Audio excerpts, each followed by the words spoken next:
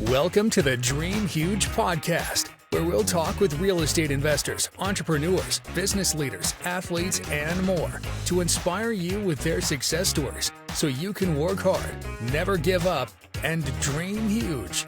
And now, let's start the show.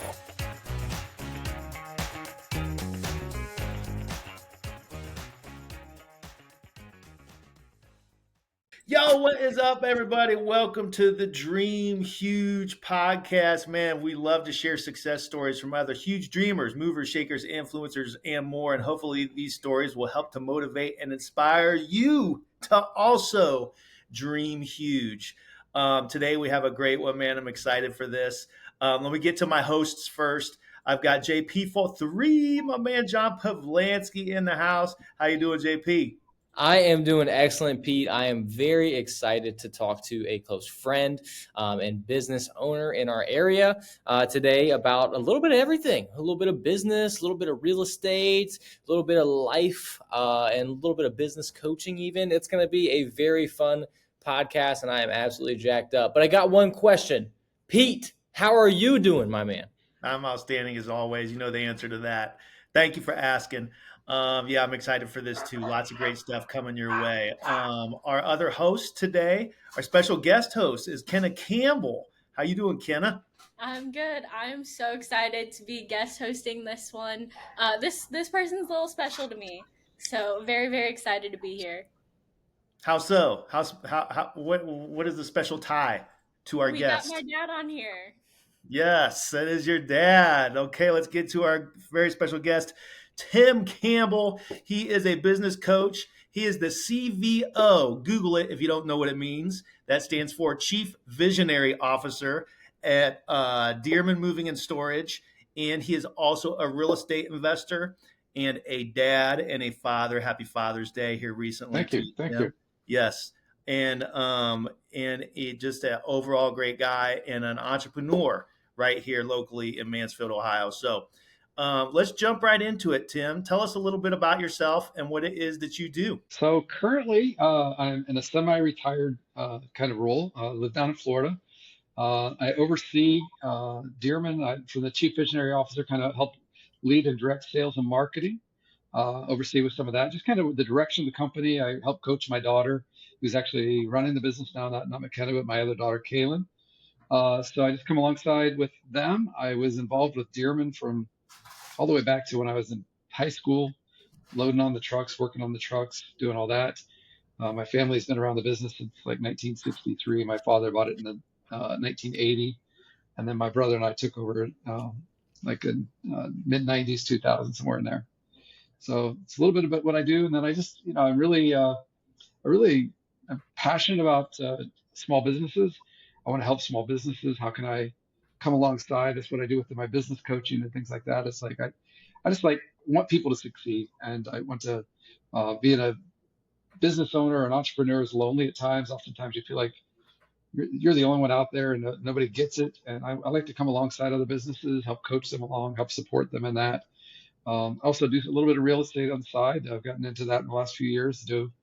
Done some short-term rentals, some long-term rentals, and also flip some properties and stuff like that. Fantastic. Yeah, and I want to start with the entrepreneurial side of you.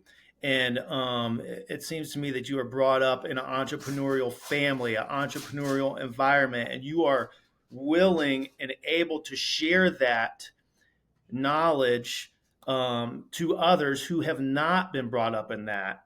And it's something where you don't learn it from reading one book. It's something that you were raised in, and that's pretty cool that you're able to help others understand how that works. Because entrepreneurs get glorified sometimes, and I'm going to tell you, and you said it's lonely sometimes, and it's tough, and it is. Because at the end of the day, everybody thinks that entrepreneurs are making all this money, but they're in fact the last one to get paid. Yes. Everyone is paid first. All the expenses are covered, and hopefully there's a little something left over for you at the end. But to have that spirit and to continue educating folks about that is pretty cool.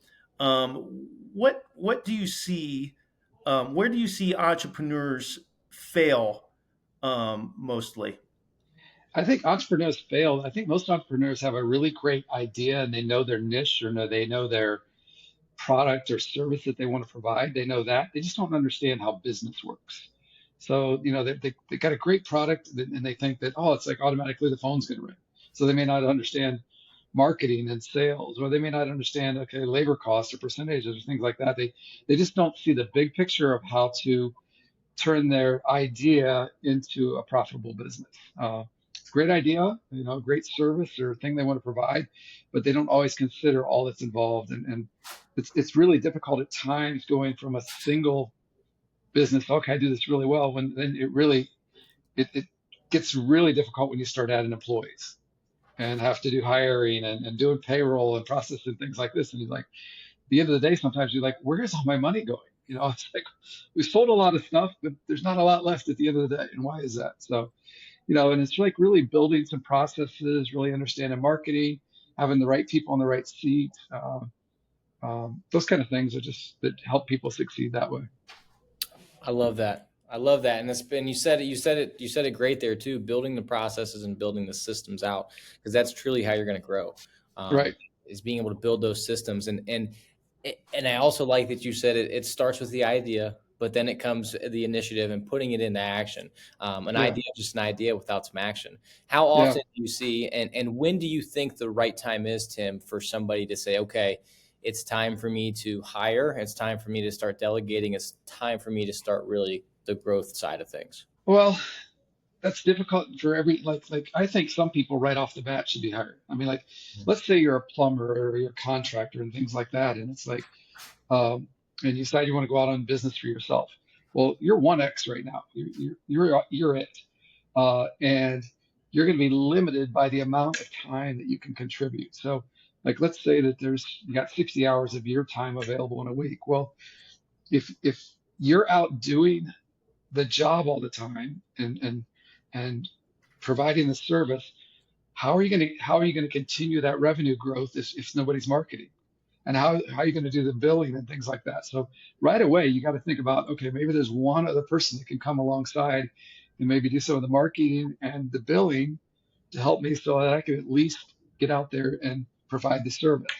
And then it's like, okay, well, what if I had another employee?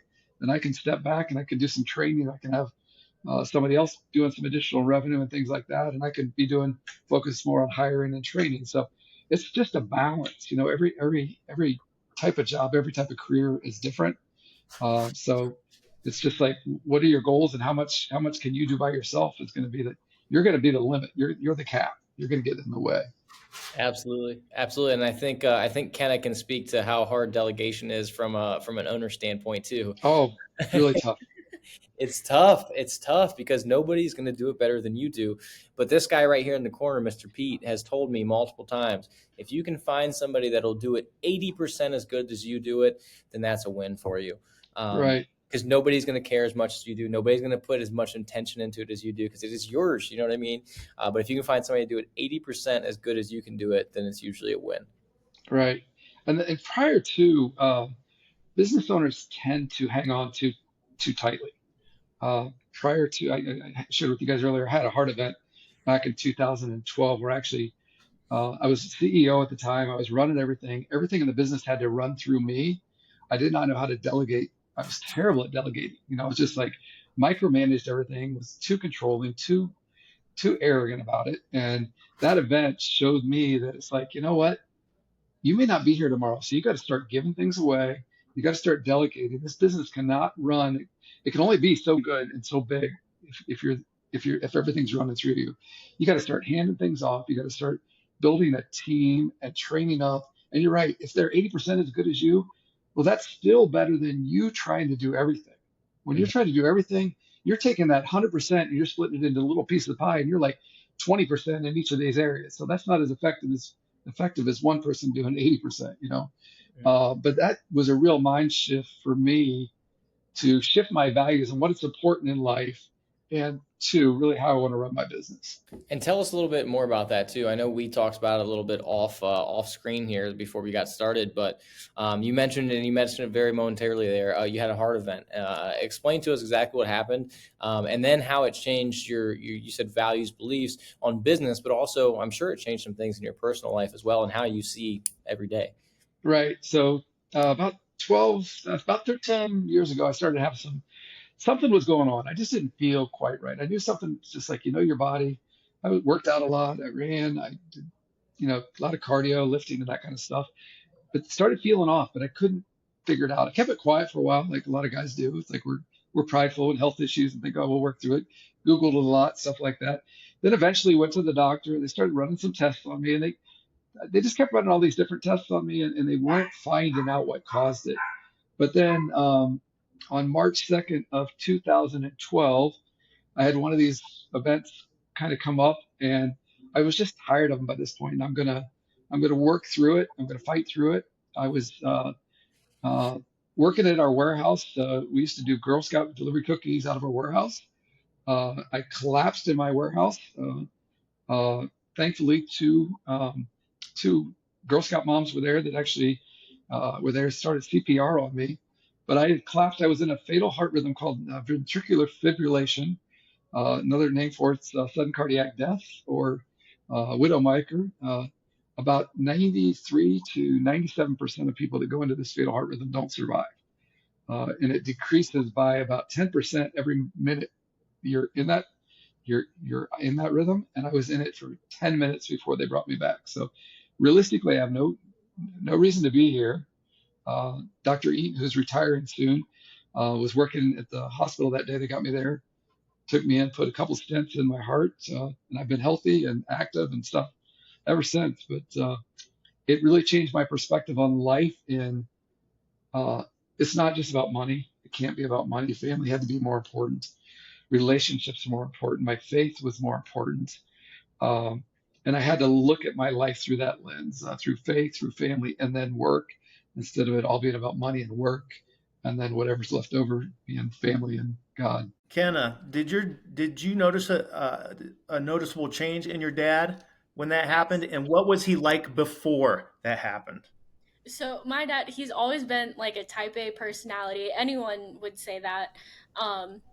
But after the event, I really started to see a change in my dad. We became so much closer. My sisters and I, we used to call him a porcupine. In the hospital, we actually bought him a porcupine because that was like his personality. So from that moment, our relationship really grew stronger. I feel like he spent a lot more time at home. I want to say I was around like 8 or 9 at the time. And I really like got to spend so much more time with my dad. And we built a bond that I believe like our bond would not be as strong as it is today if his heart event didn't happen. So I'm incredibly grateful that he is still here. I even wrote out like a thing to one of the doctors. It was like a school project. It was like, who is your hero? And it was Dr. Eaton who had saved his life. But I got my dad back that day. It's awesome. I think maybe did you and you have how many sisters and brothers? I'm sorry. I've got 2 sisters and 2 brothers. 2 sisters. Did all of you guys get together maybe and try to poison the porcupine or at least slow him down? And it was that was your whole idea. Hey, how can we make this guy a little less prickly?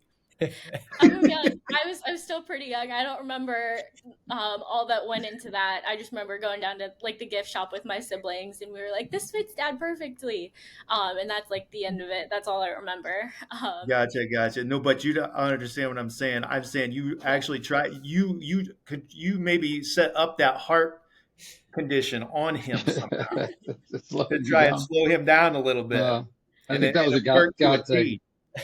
I think it was definitely a God thing. It's like you can't continue at this pace. So, Tim, sorry, Pete. I was saying, Tim, that's something that a lot of us struggle with. Me and Pete have had numerous conversations on, family and how do I spend more time with family. Me and Kenna have had numerous conversations on how do I spend more time with my girlfriend and my mom and my aunt, and my uncle, my my grandfather and grandmother and friends and really enjoy life at the same time, but also being successful. What's that balance look like now, Tim? I mean, what It's me and my wife. We moved to Florida, and we live a very simple life. I mean, we don't have a lot of stuff. I mean, it's like a lot of people move down here and they buy a bunch of. And I live on a canal, and there's boats and stuff everywhere, and stuff like that. We don't own a boat, and because I look at how people they go and they accumulate stuff, and they never get to enjoy it. They have, all the toys, they have the big houses, and it's like I get up in the morning, I go for bike rides, I go rollerblading, I go kayaking, I do simple things. I spend time with my wife, my dogs. We have a lot of friends and stuff down here, and life doesn't need to be about stuff. It's like how much is enough, and how much do we have to make? Is that what's the most important thing, or is it about relationships? And so, I really love coming alongside people. We have a strong, a lot of people, like I said, in our community. We're heavily involved in our church, and I really love supporting people. And if I got time to come alongside and help and coach and come along people in their faith or in their business or whatever, any of those things, I like doing those things, and having time to do that. That's important to me. It's more important than having more money. Love it. I love it. And it's the truth. Tim has got it figured out, and he's willing to help others with that. And going back to the entrepreneurship thing, we all start in the 9 to 5, and then from 9 to 5, we go to business owner, and we work 24/7 when you become a business owner and an entrepreneur. But at some point, you move past that, and you become the CVO, where you can be a chief visionary officer, and then after that, you become the investor. Where you're completely passive. And but I don't know, Tim, that you will ever be there, and I probably will never either, because we enjoy being that CVO. Yeah. That's something we don't want to let go. And you can be the CVO and the investor, and you buy your time back. Right. And I don't like the CVO. It's like, I really enjoy that. It gives me life. And I'm not putting in 40 hours, I'm 10, 15 hours a week that I'm really involved in the business. No, I can't shut my brain off. My brain is always thinking about ideas, and that's entrepreneurs are wired that way. Our brains are just always going. We're always thinking about, okay, what if, and we could do this, and we're looking for opportunities. So can't really shut that off. And we look at opportunities inside our business or outside, like passive opportunities and stuff like that too. So I just don't, retirement's not something that I see myself ever really doing. Same. I love life. I like life. Say that all the time. So let's jump into the real estate investing a little bit. Because I know that you've had some success investing in real estate, and Kenna has learned from that as well, buying her first duplex at 18 years old. So that's an amazing story in itself.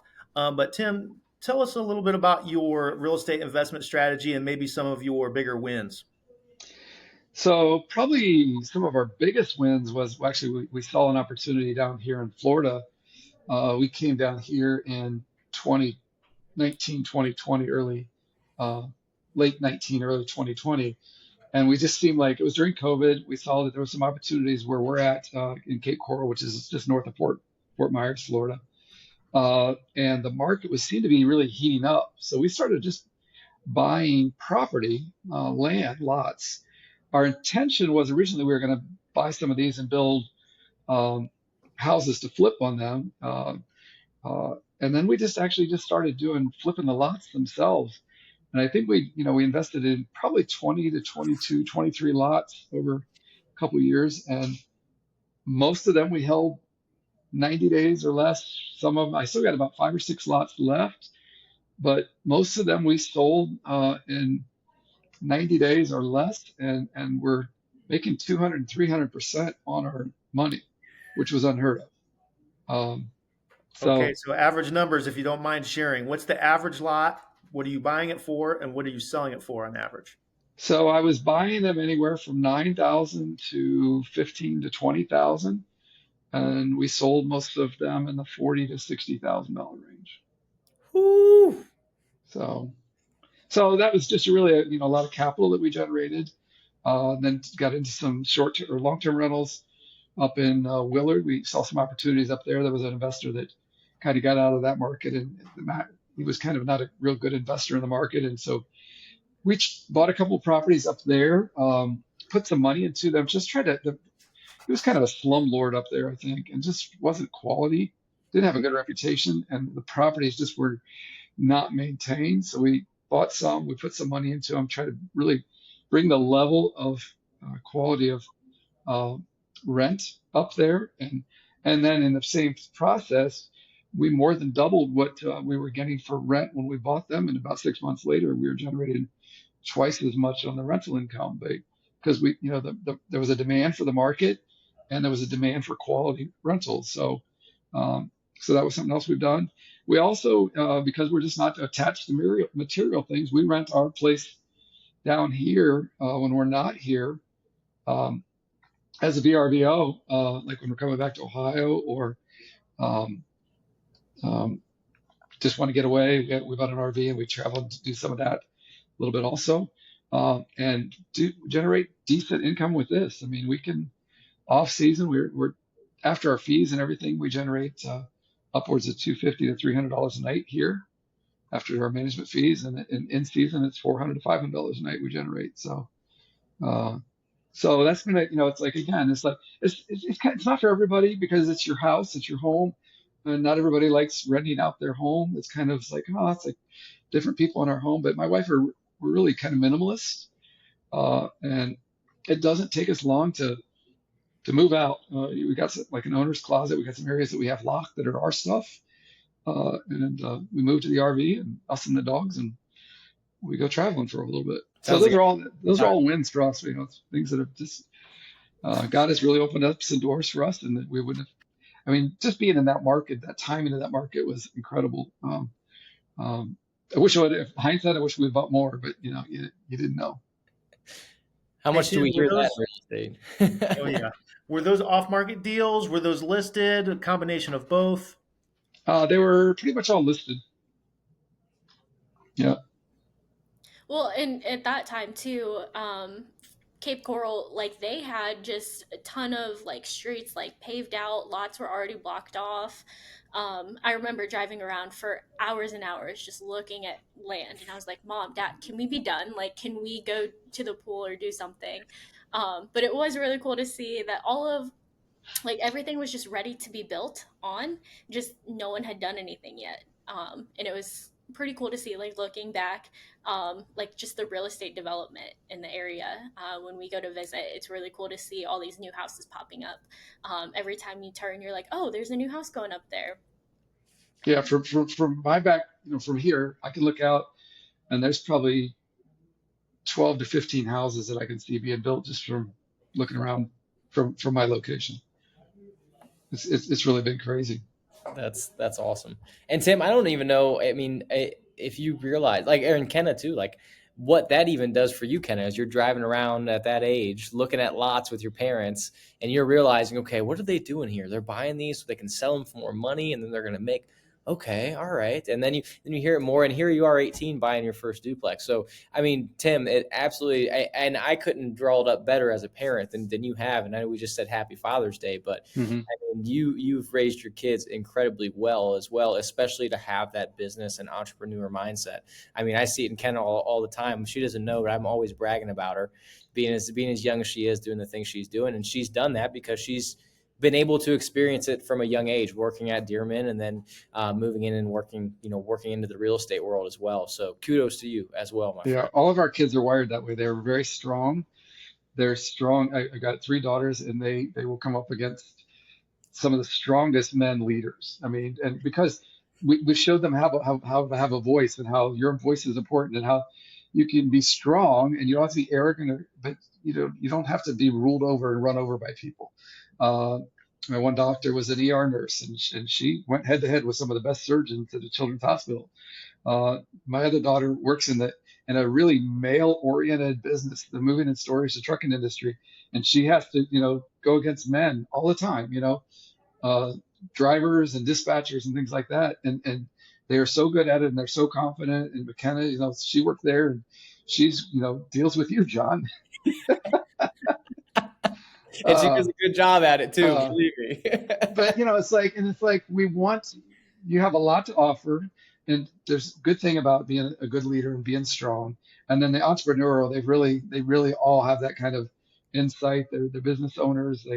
They're hustlers. They do things and whatever it takes. So we're really proud of my son and both of our sons. They're go-getters too. So it's like we're just really proud of all of our kids. That's not made from that's not made from anybody else other than you guys though too. So give yourself a pat on the back as well. Yeah. The grace of God. Hey, Tim, how did your parents get into the moving business?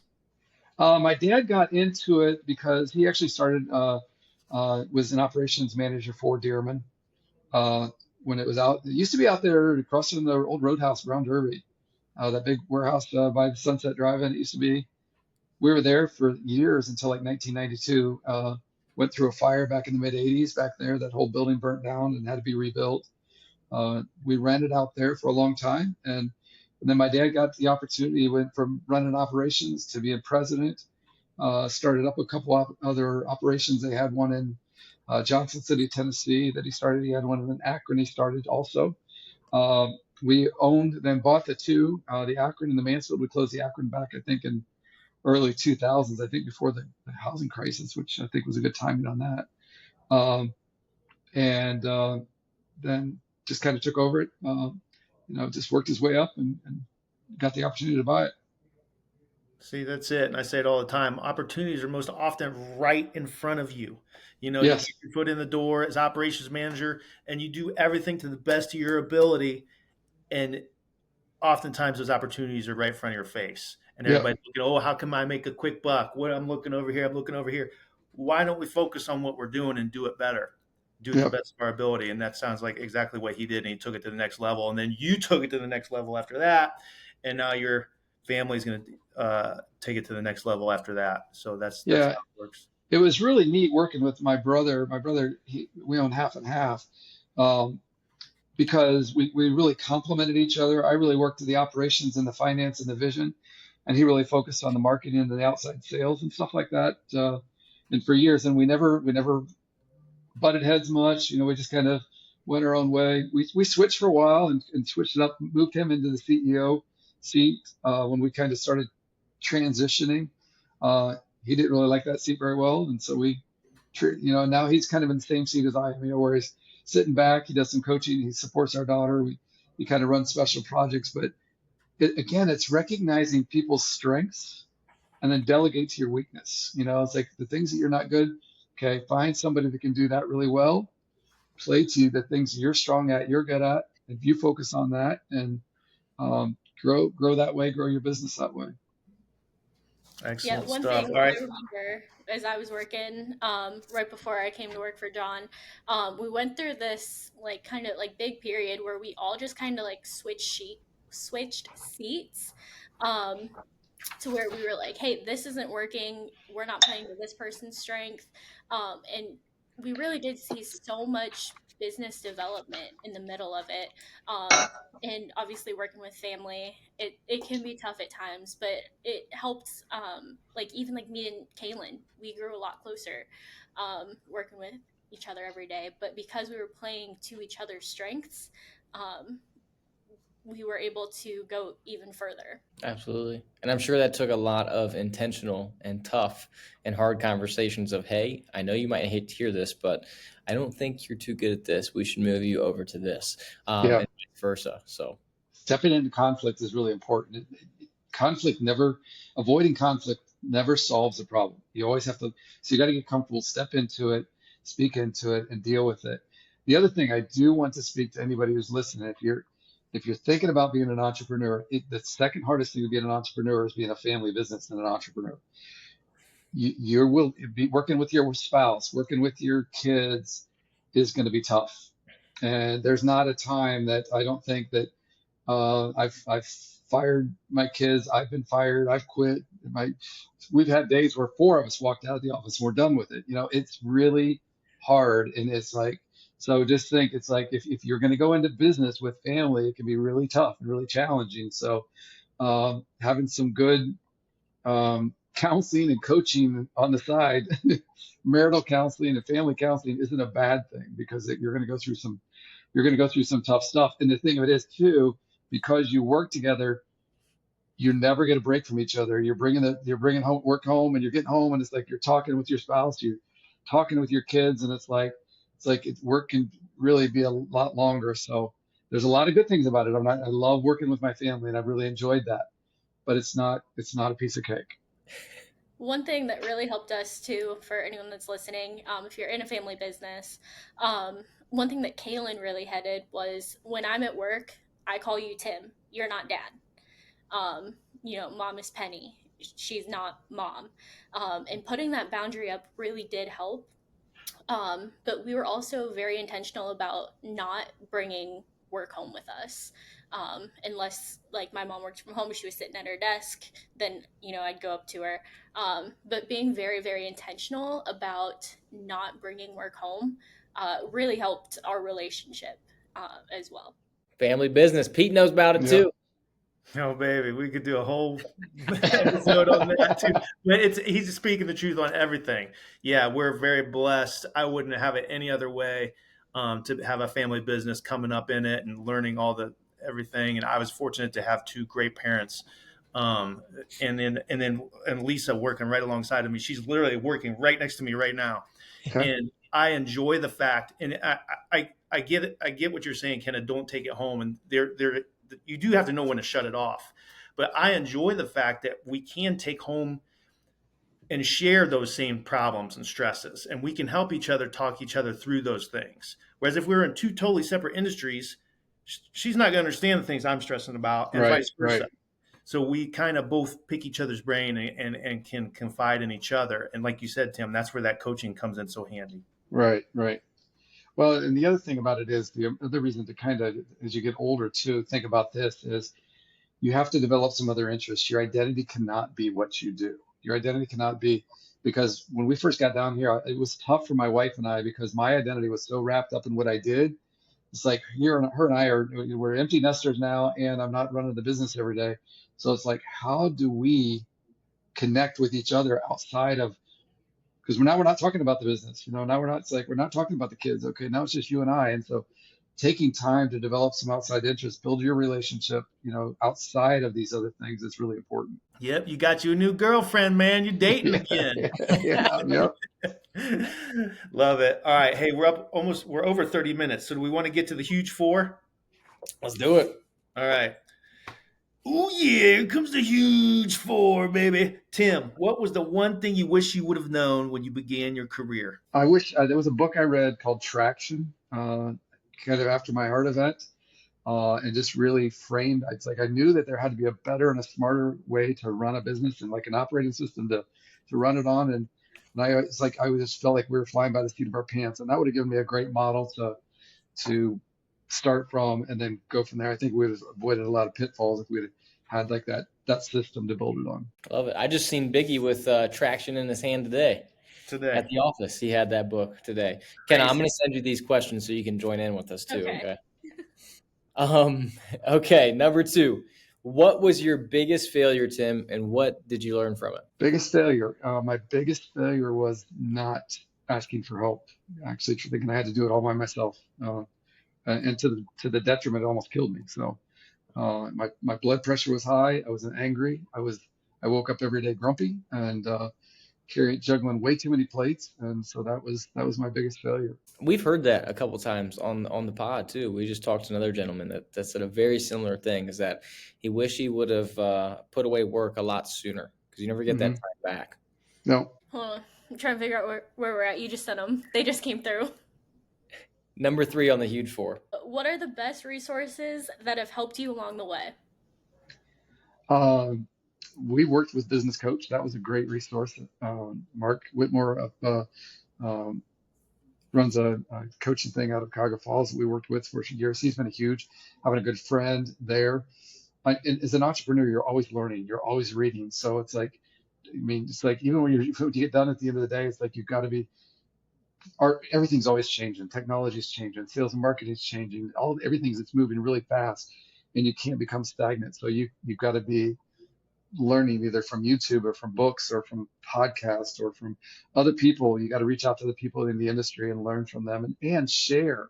That's the biggest thing. It's like I had some good relationship. Tim Krupp owned Krupp Moving and Storage, and we shared some ideas back and forth. Competition is good. Competition makes us all, raises the bar for everybody, and it raises it most of all for the customer. They have a better experience if we're all competing against each other, so that they create better experiences. So reaching out to even competitors and having coffee and lunch occasionally and getting together. It's like, okay, what are you doing? What can I learn from you, or how can I help you? And we do that a lot at work. We have a lot of people call us and say, hey, how you doing this? And they're like all over the country. We have calls and help people, and love doing that. I love that. I love that. An abundance mindset. Pete speaks it all the freaking time. And I do the same thing. Have lunch with other agents, have lunch with other brokers, talk to agents from different states and ask them what they're doing, what's working for them, how's their market different. I freaking love that. That is the truth. Yeah. Competition is good. Okay, so number 4, what are 2 books besides Traction that have inspired your success? Oh, I'm terrible at titles. There's an author I read, his name real quick, I'll look it up. He writes like fiction, like parable type stories. It's called Patrick Lencioni. So the 5 dysfunctions of the team, ideal team players, but they're written in a form of a story. And sometimes it's just like story really connects with us versus just data and information. And it's like, oh, you can see it played out. Even the Traction people, they wrote some of their books in the form of a story. So if you're like a person that likes nonfiction and reading and likes facts, there's that. But if you like some of those, it's another way to hear things. And it's like sometimes it penetrates very well. John Maxwell, he's a Christian author that writes a lot about Christian leadership and things like that. He's got a lot of stuff out there. There's so much out there. There's a plethora of stuff out there. Yeah. Every time I talk to you, you're always listening to a book. Yeah, and even like I mentioned, like books, but like podcasts.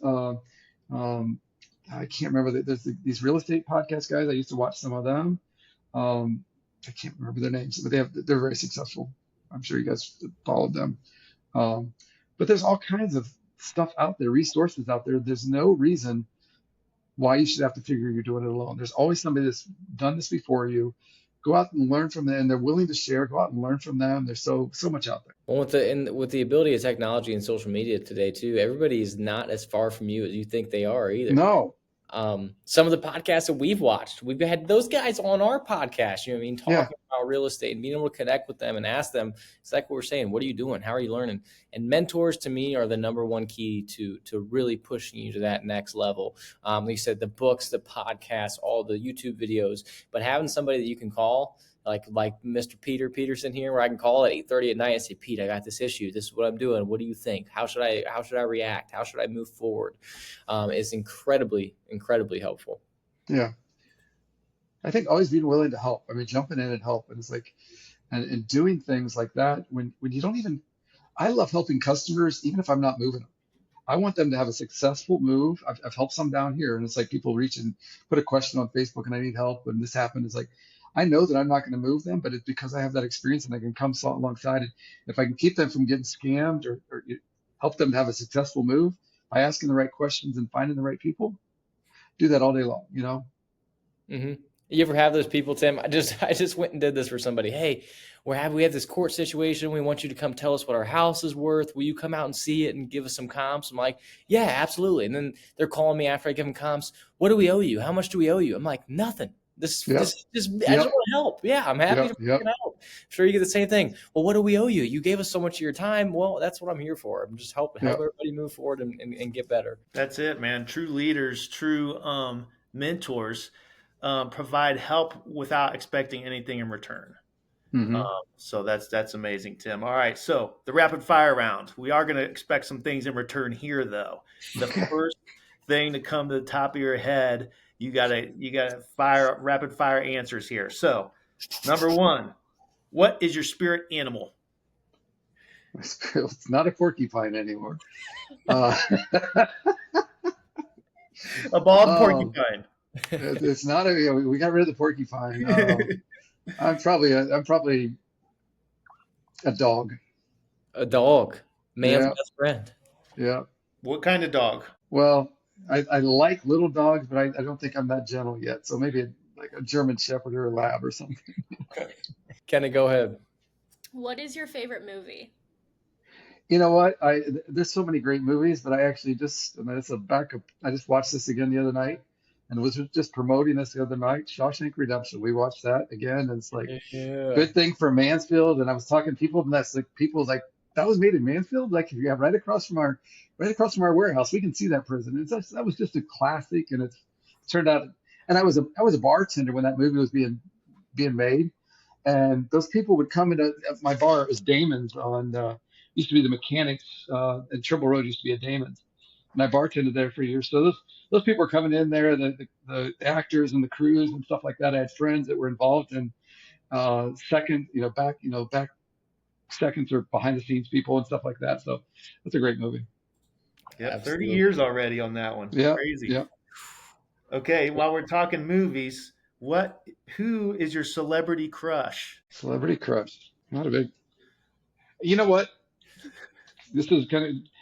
If you guys have ever seen the Chosen movie, the guy who does Jesus is incredible. He is incredible. It's like he's the best Jesus I've ever seen. So that's like if I could be him, awesome. There Tim you played it go. safe. Tim played it safe there. Good answer. JP, sorry, I think I stole your line there. So I'm going to give you two back to back to make up. I'll take that's fair enough. Fair enough. Okay. Pete stole my question there. Tim, what is things that you do or what do you do in your spare time? I read. I love investing. I also trade futures a little bit. I'm trying to get better at that and do that. But I love being anything to do outdoors. So being down here, we have 12 months of outdoors. I go for walks. My wife and I went to the beach the other day. We go to the beach a lot, ride bikes, kayak, anything outdoors, pickleball, Love it. Love swim, it. whatever. Here's a good one. If you could have dinner with anyone, alive or dead, who would it be and why? My favorite dinner with anybody is when all of our family gets together. So being down here, we don't get to see our kids as much. And we used to have dinner with our kids every Friday night. And we'd get together and we'd play games and just hang out. I miss that. So when I come back to Ohio, the kids set these dates up and we get to hang out and have dinner. And that's the best. My parents are usually there. We usually have some other friends, but it's just like nobody else that I'd rather spend time with. We're already Love it. planning a party at my place. I know, that's what I heard. I can't wait. Ken, I remember you talking about those Friday family dinners and Yeah. how much you love them. Yeah, Yeah. absolutely. Okay, Ken, we're going to throw this one over to you. All right. What is your go-to karaoke song? Oh, it, it, I like it. It doesn't like me, but it's Desperado by the Eagles. Let's go. We can get some of it. No, it doesn't. I don't do it any justice, but it sounds good. Desperado. Christmas party, we were trying to get you and Chris, my uncle, to sing. I can't think of the title, but it's like the Ice Meister and like fire. What are they called? Whatever that one is, because The one by Rudolph or in Rudolph? Yes. We were trying so hard, but Yeah, I'm not a singer. Not a singer. No musical gifts. All right, dang it, we tried. We tried it. What else we got? What is something you fear, Tim? Fear failure. I hate failing. Yep. And I take it very personal when I fail. So it's like one of those things I've had to get over. A lot of prayer. That it's like failure's not an end. It's a learning lesson. It's something to grow from. But I'm probably hardest on myself when I fail. So It goes back to the entrepreneur spirit right there. Tim, what is your greatest accomplishment? my kids. Kids. Love it. That's it. We just got done rapid firing. Mhm. That is it, baby. Awesome job. Tim Campbell, man, great guest right here. Yeah, and your greatest accomplishment is your kids, and what a great job they're doing as well. So Tim Campbell, business coach, CVO at Dearman Moving and Storage. Final thoughts, JP, Kenna. Kenna, go ahead. I'm so glad that we could sit down and talk. It's always great catching up with you. And just a ton of insight, like business, life, everything. It has been an absolute pleasure to grow up as your daughter. You taught me so much throughout my entire life. Proud of you. And I was going to hit right on that too, as you should be, man. I get the pleasure of working with Kenna on a daily basis, probably an hourly basis, more like. And dude, she's great, and you've done a great job in raising her and the rest of your children. And that you can definitely tell that they are your kids, because they are a spitting image on the entrepreneur side, the mindset, the grind. You should, like I said, don't ever hesitate to give a good pat on your back. And I appreciate the insights as well, and knowing what's important. And sometimes, like you said, it isn't always more money. So yeah. So you know Michael too, I think, don't you? Yes, sir. Yes, sir. Yeah. Yep. Okay. Okay. Good. Yeah. Yep. Another driven one. Yep. Absolutely. Yep. He's always texting me some kind of real estate questions and Yeah. thoughts. Absolutely. Excellent job. Hey, Tim, how can folks follow you or contact you? You can get LinkedIn. I'm on LinkedIn. I'm on Facebook. 419-571-4989. Text me. It's like I'm real easy to get a hold of. And it's like, and if you're looking for help in your business and you just want to answer some questions, it's like, I like to help people. I don't like to charge all the time. It's like, if I can point you in the right direction and give you some good things, spend an hour on the call and you come away and it's like, awesome, that's enough and good, great. I love to help people like that. So anybody's in business and just feels like they're alone, want to reach out. If they want more than that, we can talk about different levels, but sometimes it's just good to reach out to somebody and say, hey, what's your thoughts on this? Yep. Sharing success from one entrepreneur to many others. Awesome job, Tim Campbell. Thank you for joining us. JP, Kenna, thank you for joining us today. Everybody, thank you for watching and listening to the Dream Huge podcast. And as always, remember the rules. Work hard, never give up, and dream huge. Let's see the guns, Tim. Yeah. Yes. Thank you. Huge shout out, Tim Campbell. Awesome job, buddy. Well, we appreciate it. Thank you for listening to the Dream Huge podcast. Make sure you subscribe so you don't miss any future episodes. For more inspiring content, follow us on Instagram and Facebook at Dream Huge Realty and on TikTok at Dream Huge Inc. Until next time.